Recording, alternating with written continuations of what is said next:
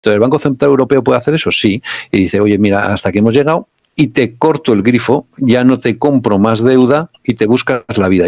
Y en ese momento entras en el abismo, salvo que el tipo tenga un as debajo de la manga y ese as se llame China.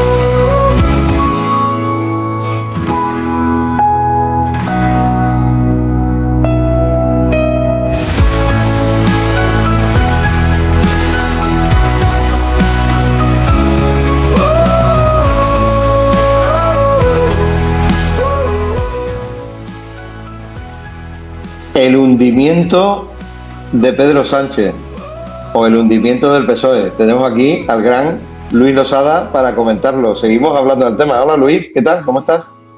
¿Qué tal, Pedro? Pues aquí viendo el espectáculo del hundimiento, que la verdad es que es penoso. Sí, estamos haciendo una serie de podcast comentando la actualidad. Tú sabes que actúa familia porque tú eres uno de los que nos han apoyado siempre, de nuestros referentes, y solamente te traemos para las cuestiones grandes. Solamente queremos tu opinión cuando realmente hace falta, porque realmente lo merece. Y bueno, todos conocen a nuestro amigo Luis Losada, que, bueno, yo le diría, es un activista, tiene una formación de economía, siempre ha estado en los medios, ahora mismo está en Distrito TV y colaborando con otros medios y con otras iniciativas más. Pero bueno, lo pueden ver los domingos por la noche, no sé, ¿no es así, Luis, tu programa? Domingos a las 10 de la noche en Distrito Televisión. El programa se llama Con España Vueltas.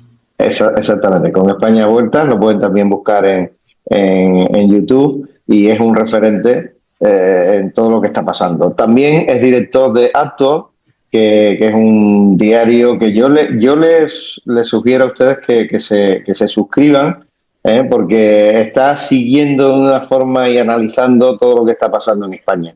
Bueno, por aquí han pasado varios analistas, últimamente Gabriel Araujo, y analizaban todo lo que está pasando, la corrupción del PSOE, la mafia de Pedro Sánchez, pero realmente esto es que se precipita. Hoy vamos a hablar ya del hundimiento. Danos un titular, ¿qué es lo que está pasando hoy a última hora? Porque es que se suceden los que pasan por los juzgados para declarar. Este fin de semana, el sábado, tuvimos la reunión del PSOE en Ferraz, ¿no?, donde se hizo presente una gran protesta y unas cuantas señoras ahí gritando a favor de Pedro Sánchez, ya muy mayores, las pobres. Bueno, ¿cuál es la última, Luis? Bueno, el sábado lo que vivimos fue el Comité Federal, que algunos con mucha ironía le llaman el Comité Funeral, porque aquello realmente era un funeral, había unas caras largas espectaculares.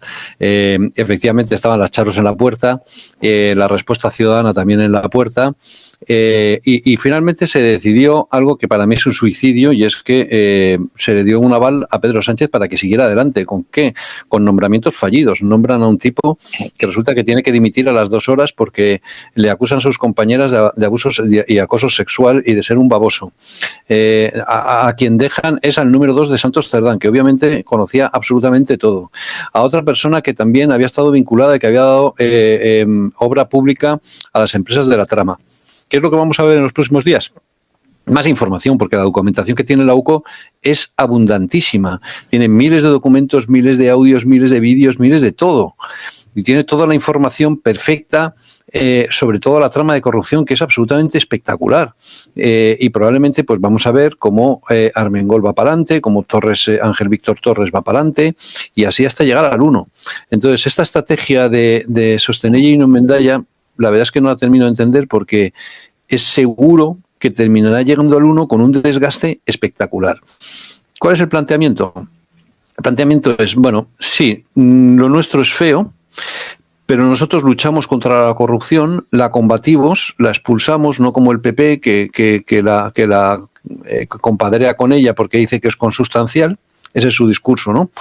En mi opinión, poco creíble, cada vez menos creíble, pero ese es su discurso. Y luego, la esperanza de que algún día llegará la impunidad. Y esa impunidad se llama autoamnistía en forma de ley Bolaños. ¿Qué permite la ley Bolaños? Que la Fiscalía asuma la instrucción. La Fiscalía, que depende del Gobierno, de manera obscena, tan obscena como que el fiscal general del Estado no solo está imputado, sino procesado y en rebeldía frente al Tribunal Supremo, bueno, pues ese fiscal general del Estado, absolutamente politizado y partidario, va a ser el que dé órdenes. ¿Y qué órdenes va a dar? Pues indiscutiblemente la orden va a ser el archivo de las causas que están pendientes. Esa es la gran esperanza del sanchismo. Entonces, el día 21 es posible que se apruebe en el Congreso, de allí iría al Senado, que probablemente será rechazada, pero da igual porque volverá al Congreso, le pondrán el sellito y a partir de entonces España desaparece. El Estado de Derecho desaparece, porque ocurrirán dos cosas. En primer lugar, se archivarán los causas pendientes en marcha del Partido Socialista, o no habrá caso Begoña, no habrá caso Hermanísimo, no habrá hidrocarburos, no habrá nada.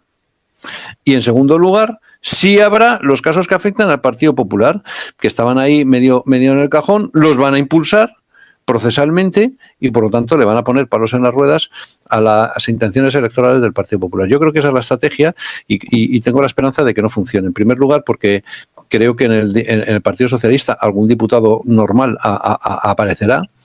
En segundo lugar, porque todavía es posible una moción de censura, aunque de momento está descartada, pero en el último momento se podría plantear. Y luego porque yo creo que el Estado de Derecho tiene que autodefenderse y el Supremo sabe que si eso se aprueba, el mismo Supremo está muerto.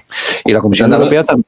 Y la Comisión Europea también tiene que tomar cartas en el asunto, porque no puede permitir que un Estado importante dentro de la Unión Europea caiga en una vulneración del Estado de Derecho incompatible con el sistema de convivencia europeo. Con todo, incompatible realmente, o sea, sería el bolivarianismo de España total.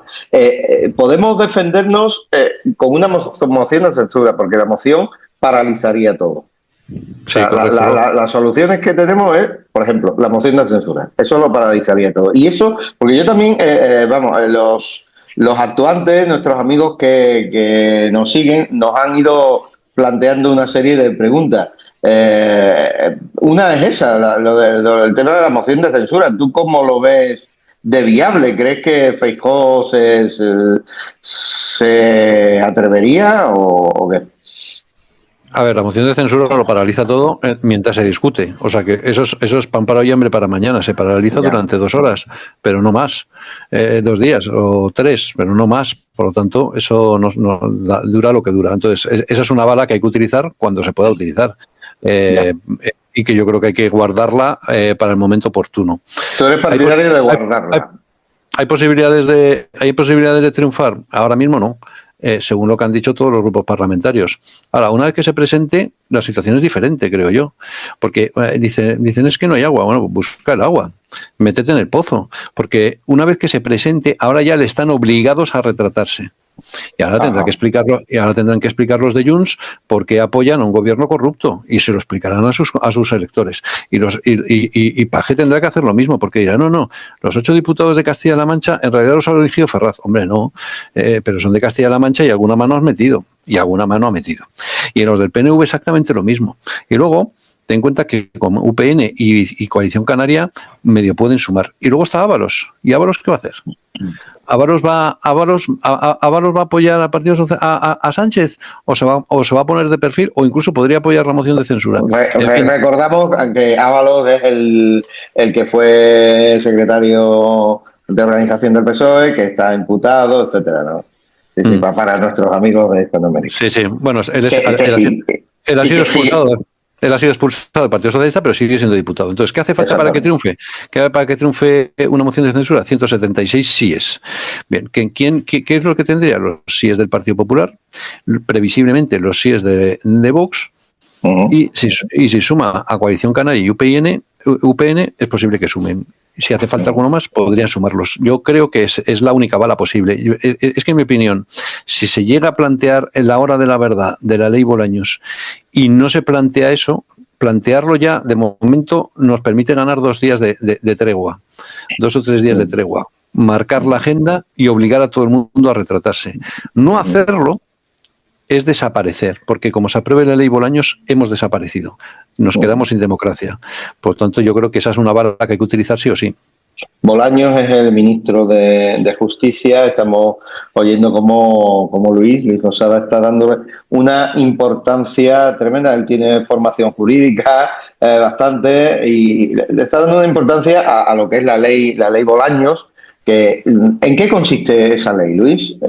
Realmente, muy claramente. Sí, la ley Bolaños hace 2 cosas. En primer lugar, mete a 1.000 jueces por la puerta de atrás. En vez de aprobar unas oposiciones con los criterios normales de igualdad, mérito y capacidad, los mete a dedo. Por lo tanto, el gobierno controla la judicatura, controla esos 1.000 jueces. Pero es que además, y la parte más grave en mi opinión, es que encarga la instrucción de las causas a la Fiscalía. Es verdad que en muchos países existe esa figura, pero también es verdad que en esos muchos países la Fiscalía es independiente, no como en España. ¿Qué es lo que pasa? Que en España la Fiscalía es totalmente dependiente del gobierno. Tan dependiente del gobierno como que tenemos un fiscal general, como explicaba antes, que está procesado por el Tribunal Supremo y en rebeldía contra la justicia por un delito tan grave como la revelación de secretos, que es algo así como si un confesor cuenta sus pecados, los pecados del penitente al público, de ese calibre, ¿no? Entonces, ese es el problema de la Fiscalía, con un presidente que se permite decir en un medio público que él controla la Fiscalía y espetando de quién depende la Fiscalía. Pues ya está. Depende de mí, pues hago lo que me parezca oportuno. Bueno, pues como depende de él y hace lo que le parece oportuno, ¿qué es lo que va a hacer previsiblemente? Pues coger todas las causas que están pendientes, que obviamente le incomodan, y archivarlas. ¿Y cuáles son las causas que están pendientes? Pues todo su entorno. Su mujer, su hermano, su número 2, etcétera, etcétera, ¿no? Entonces, todos los casos de corrupción que ahora mismo se están investigando, que desgraciadamente son muchos, el caso de la mujer, del hermanísimo, del caso de hidrocarburos, donde yo creo que está el meollo de la cuestión, el caso Coldo, etcétera, todo eso quedaría archivado por una fiscalía teledirigida desde el gobierno. Por lo tanto, no habría división de poderes. Montesquieu no es que hubiera muerto, sino que hubiera sido profanado su cadáver y por lo tanto desaparece la democracia. El sueño de Cuba, ¿no? No hay división de poderes sin un gobierno, sin un poder único. Otra bala que tenemos es la Unión Europea. Realmente no pueden permitir esto. ¿Tú crees que ese camino es viable? Bueno, a ver, desde este lunes al miércoles hay ahora mismo reuniones en Bruselas de distintas asociaciones judiciales con instituciones europeas para pedir amparo. Si recuerdas, en la manifestación del pasado 28 en la Puerta del Supremo, en la Plaza de la Vía de París en Madrid, hubo mensajes en inglés dirigidos obviamente a la Comisión Europea pidiendo que se respetara el Estado de Derecho. Por lo tanto, yo creo que sí, la Comisión Europea puede mover ficha. Yo creo que también la Comisión Europea no va a mover ficha si los españoles no lo hacemos. Yo creo que también tiene que sentir que hay un respaldo. Creo que lo ha habido. Creo que ha sido suficientemente contundente. Todas las asociaciones judiciales, menos una claramente ideologizada, están posicionadas, son muy críticas con este proyecto de ley. Ha habido una concentración frente al Supremo con togas, que yo creo que ha sido una foto muy espectacular, donde 1.000 jueces y fiscales se han manifestado en defensa del Estado de Derecho, no en defensa de sus intereses, sino en defensa del interés de todos los españoles de tener una justicia independiente, y luego han recibido el apoyo ciudadano de manera bastante contundente, me parece, también en esa concentración. Y además de eso, han convocado 3 días de huelga que han sido seguidos por un 75% de la carrera, que es una cifra absolutamente espectacular. Entonces, bueno, pues yo tengo la esperanza de que la Comisión Europea mueva ficha.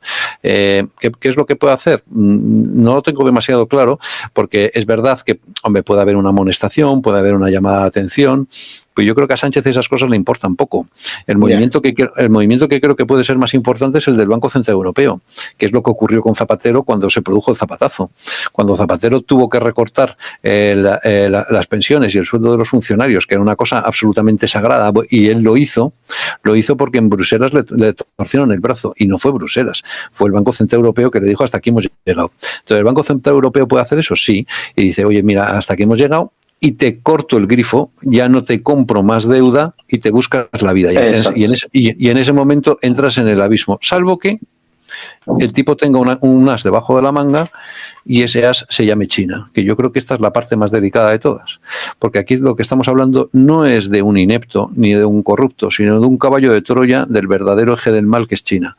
Y por eso creo que es tan importante acabar con Sánchez, no solamente porque haya metido la mano en la caja y porque sea un inútil y un inepto en la gestión de la cosa pública, sino porque forma parte, tiene una alianza estratégica con China, y China es claramente el enemigo, que quiere un modelo de país, un modelo de convivencia, un modelo jurídico y un modelo moral absolutamente incompatible con lo nuestro. O sea, es tremendo lo que estamos oyendo, ¿no? Realmente Zapatero, Sánchez... Zapatero también, sí. Te preguntaré, son los caballos de Troya de China y que para entrar en España, en Europa, ¿no? O sea, bueno, vamos a agarrarnos fuertemente de la silla porque ahora mismo tengo los pelos como escarpias con lo que nos dice. Yo creo, Pedro, que por eso Sánchez se atrevió a elevar el tono en la cumbre de la OTAN, porque tenía un backup. Si me echan de la OTAN, tengo un backup y es que China me va a proteger. Entonces, sí, eso es muy delicado, muy delicado. Entonces, Estados Unidos, la OTAN, la Unión Europea pueden permitir que haya un caballo de Troya. Es que Sánchez, recordaréis que Sánchez ya dijo en su momento que quería eliminar los aranceles al coche eléctrico chino. Se le echó todo el mundo encima, porque claro, la industria automovilística dijo, oye, ¿tú de qué vas? Pero no solo la alemana, la española, ¿qué pasa? Que es que el 15% de la industria, de la economía española es el automóvil. Y entonces, ¿qué pasa? Que quiere destrozar el 15% de la economía española. Le da igual todo. ¿Por qué? Porque ¿a quién obedece? A su verdadero jefe. Entonces, este es el problema de fondo. Este es el problema de fondo gravísimo. ¿Zapatero qué tiene que ver en todo esto? Bueno, Zapatero es el jefe, creo, de Sánchez. ¿Tú crees que es el verdadero jefe? Yo creo que sí. Desde luego es el hacedor indiscutible en el tema de Venezuela. Ha sido el enlace, el embajador, como lo quieras llamar, con el régimen de Maduro. Dicen que tienen ahí sus posesiones, sus mansiones y sus inversiones. No sé si será en petrolífera o lo que sea. Sí, pero vamos, lo que es evidente es que él ha sido el que ha abierto la puerta, el que ha impulsado la negociación con el petróleo venezolano. Es muy delicado esto porque había un veto internacional al petróleo venezolano y ese veto se lo saltó España, presumiblemente, ¿no?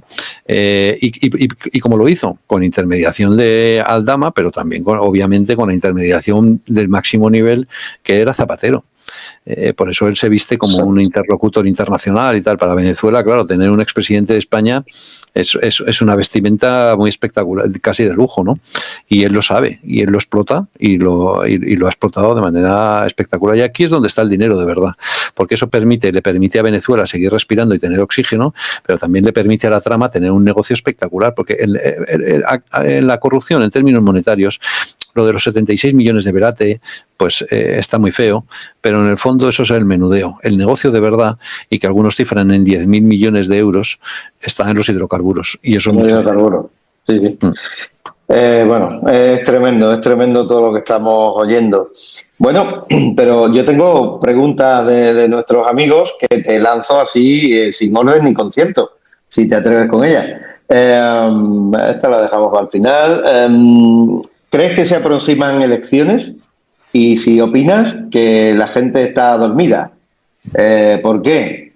Aun con todo, no se percibe una caída demasiado de manera electoral, una caída demasiado fuerte del PSOE. ¿Cómo describes todo esto? Bueno, yo creo que sí, la gente está relativamente dormida, aunque yo creo que la asistencia en la manifestación en la Plaza de París fue relativamente numerosa, pero yo creo que la gente está dormida. ¿Por qué está dormida, en mi opinión? Porque yo creo que el nivel de fango es tan espectacular que ya es irrespirable. Es que el escándalo se tapa con un escándalo mayor y ese escándalo mayor se tapa con otro escándalo mayor y llega un momento que uno ya no tiene capacidad de digerir tanta información y tanto escándalo y en ese ambiente de ponzoña que ya no es capaz de digerir, que no observa además ningún freno viable, que termina perdiendo la esperanza y dice, mira, yo tengo muchos problemas personales, yo tengo que sacar adelante mi familia y por lo tanto se entienden de la realidad, ¿no? Eso en primer lugar. Luego yo creo que tampoco la oposición ha sido demasiado entusiasmante, la verdad, porque tanto Partido Popular como Vox han dedicado a picotearse entre ellos en vez de plantear una alternativa ilusionante al electorado. Yo creo que eso también ha desanimado mucho. Y luego, ¿por qué el PSOE sigue teniendo un suelo electoral tan espectacular? Porque ellos han sido capaces de vender algo que les ha funcionado razonablemente bien, y es, sí, yo no soy perfecto, yo tengo manzanas podridas, las gestiono regular, pero la alternativa es la ultraderecha, que va a eliminar todos los derechos. Y entonces, con ese argumento ya se les perdona todo. Y eso explica por qué el Partido Socialista, a pesar del desgaste y a pesar de haberse echado en manos de los terroristas y haberse echado en manos de los separatistas y haber metido la mano en la caja y haber dejado el país en el limbo, a pesar de todo eso, siguen teniendo un suelo absolutamente espectacular. ¿Creo que va a haber elecciones? No lo sé. Esa era otra pregunta que te hace. Puede que sí, por lo siguiente. Yo creo que hay dos indicadores que indican que podría ser. Uno es que se ha incrementado el sueldo de los funcionarios en un 0,5%, que no es mucho, pero y que además ya estaba previsto, pero se ha ejecutado. Era una previsión que si se subía el IPC no sé cuántos, entonces se subía un 0,5%, pero se ha hecho ahora. Se podía haber esperado a noviembre porque no había ninguna demanda sindical para eso, o al 31 de diciembre, o incluso no haber cumplido, como tampoco se cumple con la presentación de presupuestos, pero sin embargo se ha hecho. Bueno, pues yo creo que eso, en mi opinión, es significativo. Pero es que también en la Comunidad de Madrid se ha hecho algo parecido. En la Comunidad de Madrid hay que pagar los incentivos del año anterior, que normalmente se pagan en noviembre, es decir, prácticamente en el último minuto del año, para que no coincidan con la paga extra, salvo que sea año electoral, que se paga en abril. Bueno, pues este año se ha pagado ahora, en junio. Entonces, ¿por qué Ayuso ha tomado la decisión de pagar ese incentivo al que está obligada, pero que podía haber esperado perfectamente a noviembre, como hace todos los años? Pues supongo que porque también intuye que estamos en periodo electoral. Entonces, y bueno, luego, desde el punto de vista procedimental,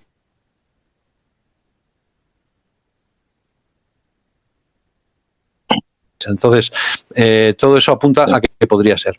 El gobierno, sin embargo, creo que no tiene ningún incentivo para convocar elecciones. Porque convocarlas para perder. Y para perder no significa que se va a su casa, sino que se va a la cárcel, probablemente. Entonces, su gran obsesión ahora mismo no es ganar unas elecciones que sabe que no las puede ganar, salvo que haga unas trampas espectaculares, que también creo que puede hacerlas. Su gran objetivo es aprobar la ley Bolaños y conseguir la impunidad. Esa es su obsesión. Vamos a ver, y sobre el PSOE, que también me pregunta sobre eso, tu vaticinio sobre la evolución del PSOE. Pues yo soy bastante pesimista, la verdad, porque después del comité funeral del pasado sábado,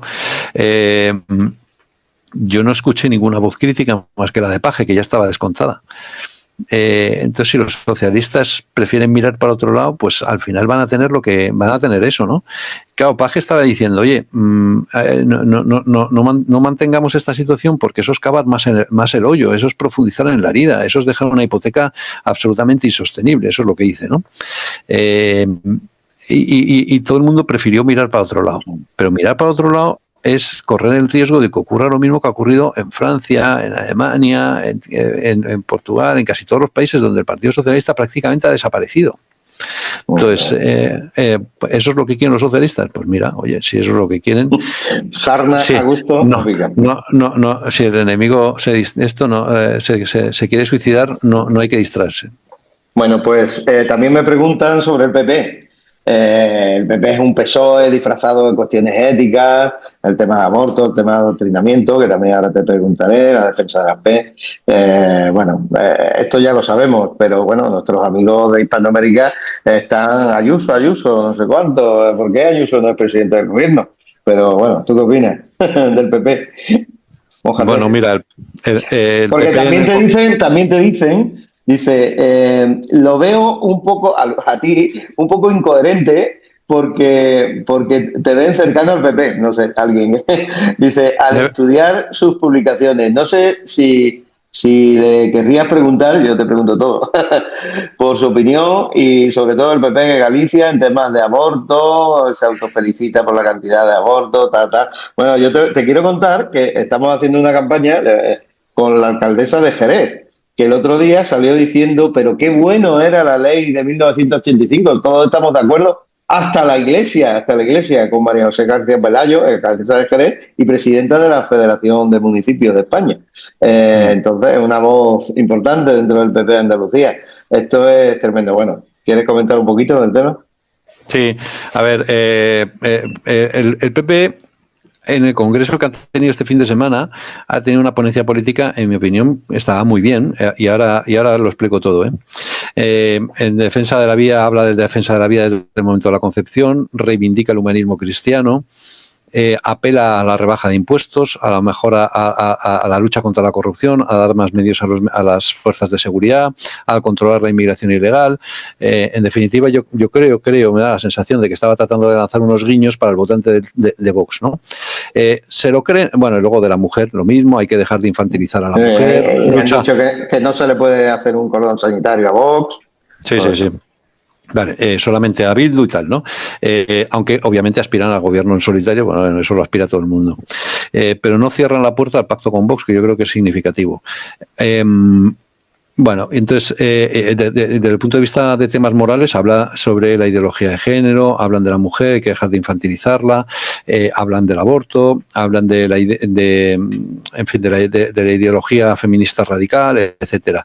Yo creo que la ponencia política es espectacularmente buena. Ahora, creo que también es espectacularmente incompatible con lo que es con su práctica habitual, porque efectivamente ellos creen que la ley del aborto del 85 es espectacular, practican la persecución idiomática en Galicia sin despeinarse, en Valencia y en Baleares siguen sin aplicar, sin defender el español, donde han tenido posibilidad de gobierno no han dado marcha atrás a las subvenciones a los sindicatos. En definitiva, que yo creo que la experiencia de gobierno no ha sido buena, la verdad.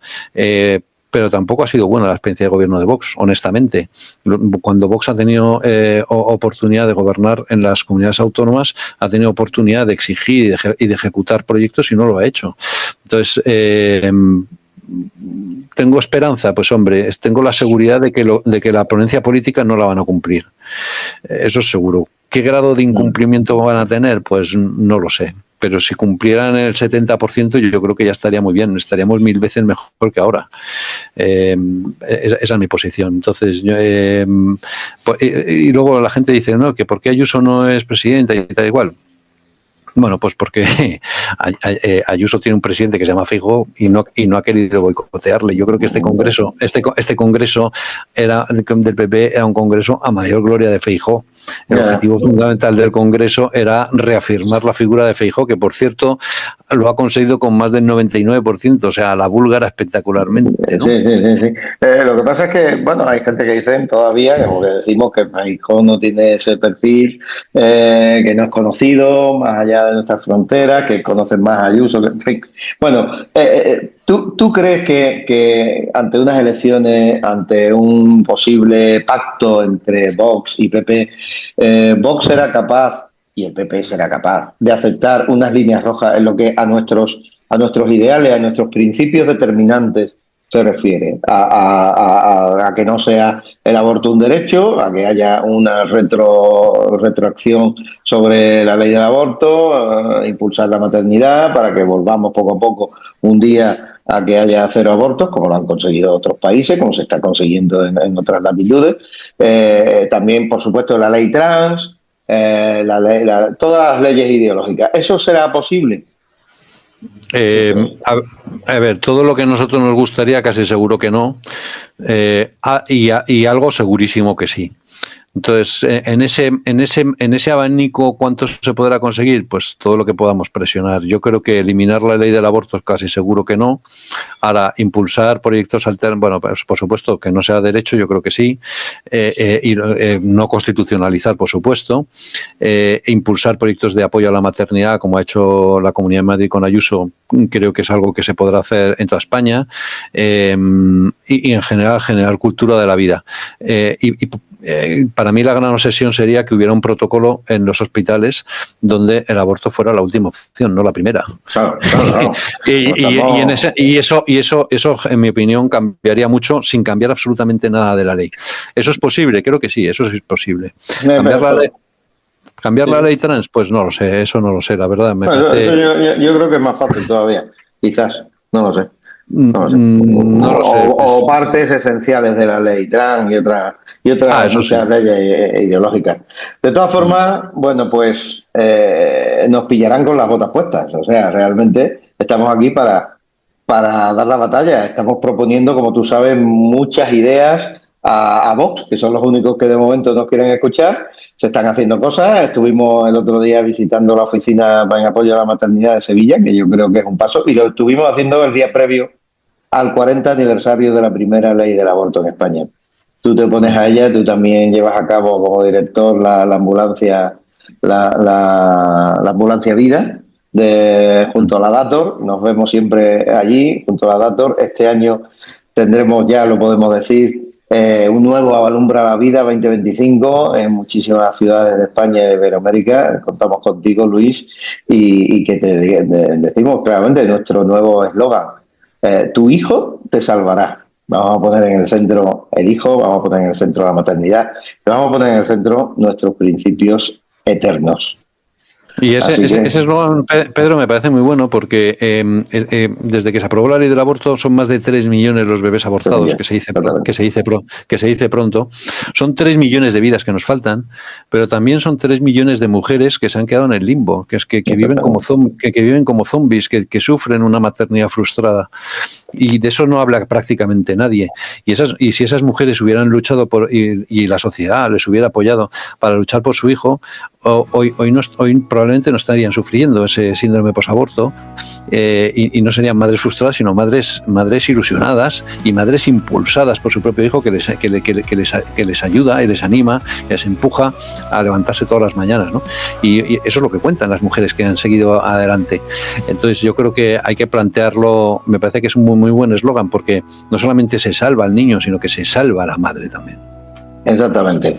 Tu hijo te salvará, aborto impensable. Un día lo veremos, y lo veremos. Empezaremos por echar a Zapatero, al totalitario, el hundimiento. Gracias, Luis. Como siempre, gracias a ti, gracias a vosotros. Un abrazo, amigo. Gracias. Un abrazo.